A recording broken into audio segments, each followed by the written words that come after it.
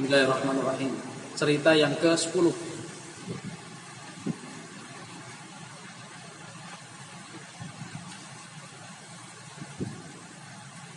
Tentang Ali bin Asim, nama seorang ulama ahli hadis. Beliau cerita, kharajtu min Wasif ilal Kufah ana wa Husyaimun minal qaum Mansuran. Kami meninggalkan kota Wasit menuju Kufah, daerah Irak ya.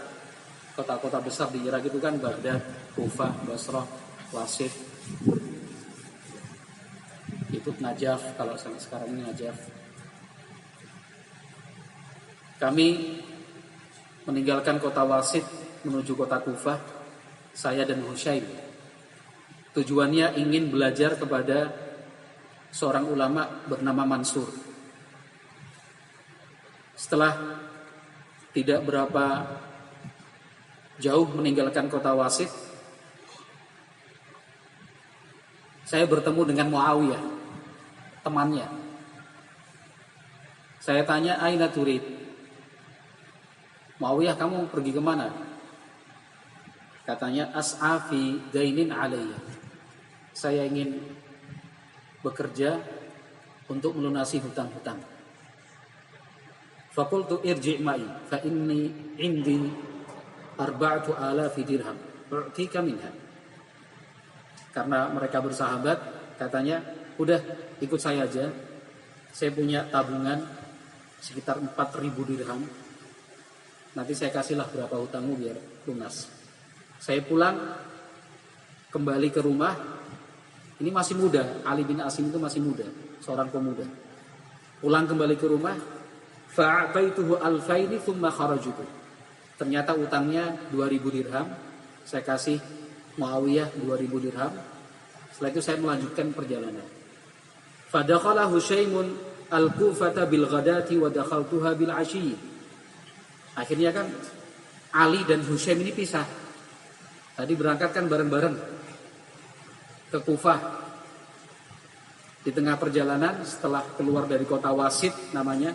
Wasit itu pertengahan antara Kufah dan Basrah. Kenapa dikatakan kota Wasit?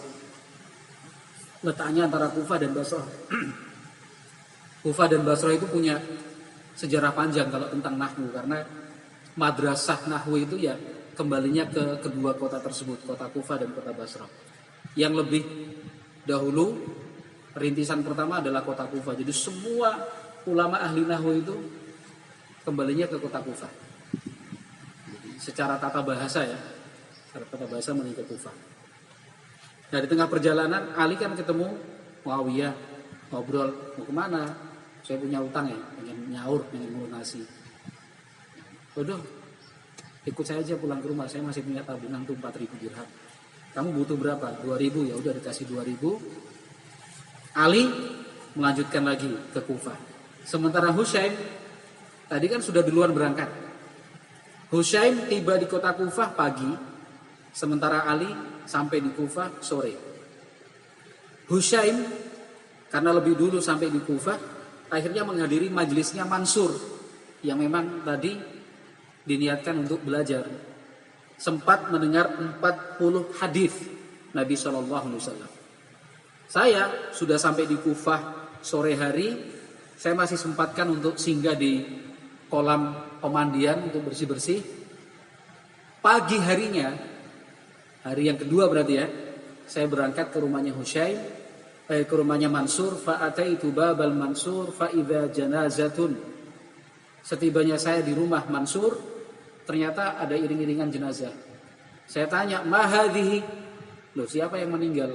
Qalu janazat Mansur. Ternyata Mansur sudah meninggal dunia.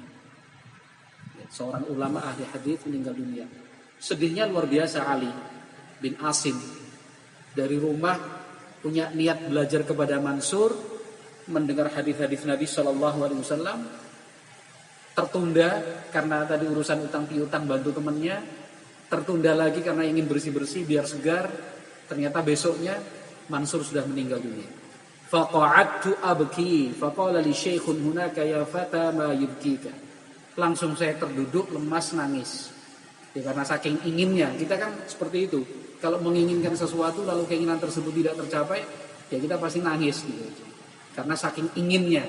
Dan dulu para ulama ingin dapat ilmu, ketika keinginan itu akhirnya terhalang atau tidak terwujud, menangis. Tiba-tiba ada orang tua, sudah kakek-kakek, datang menemui saya. Dia bilang, "Ya anak muda, kenapa kamu menangis?" Saya jawab, "Qadimtu ala an asma'a min hadis syekh wa qad mat." Saya itu datang ke kota Kufah dari rumah, punya tujuan mendengar hadis dari Mansur, tapi ternyata sudah meninggal orangnya. Kata orang tua itu, "Afa adulluka ala man syahida urs ummi hadza?" Kamu mau enggak? Ya. Saya beritahu tentang orang yang pernah menghadiri pernikahan ibunya Mansur. Mansur meninggal nih. Kan punya orang tua, bapak ibu. Ketika nikah dulu bapak ibunya Mansur ini, ada seseorang yang ikut hadir. Berarti orangnya sudah jauh lebih tua. Kan itu. Qultu na'am. Katanya, tentu saya mau. Qala uktub haddatsani Ikrimatu an Ibni Abbas. Ya udah, tulis hadis berikut ini. Ikrimah menceritakan kepada saya dari Ibnu Abbas radhiyallahu anhuma. Terus ternyata Ali bin Asim tadi belajar kepada orang tua tadi itu, yang sudah sepuh tadi itu. Qala faja'altu aktubu anhu syahran. Selama 1 bulan saya belajar kepada orang tua tadi yang sudah kakek-kakek renta lanjut usia. Hadis banyak ditulis. Faqultu lahu man anta rahimakallah. Saya baru nanya, sebenarnya panjenengan itu siapa sih? Oh, udah tua sekali, ilmunya banyak. Qala anta taktubu anni munzu syahrin wa lam ta'rifni. Kamu itu aneh. Sebulan sudah kamu belajar sama saya, kamu tulis hadis dari saya, tapi kamu enggak kenali saya. Ana Husain ibn Abdurrahman. Kata orang tua tadi, namaku Husain bin Abdurrahman. Wa ma kana baini wa baina an alqa ibn Abbas illa 7 darahim atau 9 darahim. Fa kana Ikrimatu yasma'u minhu thumma yaji'u fayuhaddithuni. Sebenarnya saya masih satu zaman ketika masih muda dulu dengan sahabat Ibnu Abbas. Tapi karena kehabisan bekal, saya nggak bisa belajar langsung kepada Ibnu Abbas. Ikrimah temannya itu mendengar langsung dari Ibnu Abbas. Nah, Ikrimah itulah yang menceritakan hadis itu kepada saya. Berarti yang dimaksud orang yang menyaksikan hari pernikahan ibunya Mansur itu siapa? Ya kakek itu sendiri, si Husain bin Abdurrahman. Dalam catatan kaki dikasih keterangan fanzur ra'akallah ila tadhiyati hadzal fata. Coba kita perhatikan, bayangkan perjuangan anak muda ini. Dia yang mengorbankan separuh hartanya. Dia yang menghabiskan waktunya. Karena kan dia tadi punya tabungan berapa? 4.000, yang 2.000 digunakan untuk membantu temannya bayar hutang. Dikasih cuma-cuma. Artinya memang betul-betul bantuan. Wa hajaral awqan, dia tinggalkan kampung halamannya. Fata'akhara an liqa'i Syekh Mansur. Akhirnya dia tidak sempat bertemu dengan Mansur. Lalu Allah Azza wa Jalla berikan jalan keluar untuknya, bertemu dengan seseorang huwa syekhul masyayikh. Justru ketemu dengan gurunya para ulama di zaman itu. Jadi Mansur meninggal, malah ketemu gurunya Mansur, yaitu Husain ibn Abdurrahman. Wa ma dzaka illa dalil ala syiddati ikhlasihi fi talabil ilmi wa sidqil mahabbati li Rasulillah sallallahu alaihi wasallam. Hal itu tidak lain dan tidak bukan kecuali bukti bahwa beliau saat itu betul-betul ikhlas dalam talabul ilmi dan benar-benar mencintai Rasulullah sallallahu alaihi wasallam. Yaitu ketika seseorang itu sudah sungguh-sungguh serius, ya dia jujur, betul-betul dia semangat, ya pasti akan Allah berikan jalan untuknya. Kalau dia menginginkan 10 gagal, Allah akan berikan untuk dia 20. Ya kan? Gagal ketemu Mansur, malah ketemu dengan gurunya Mansur.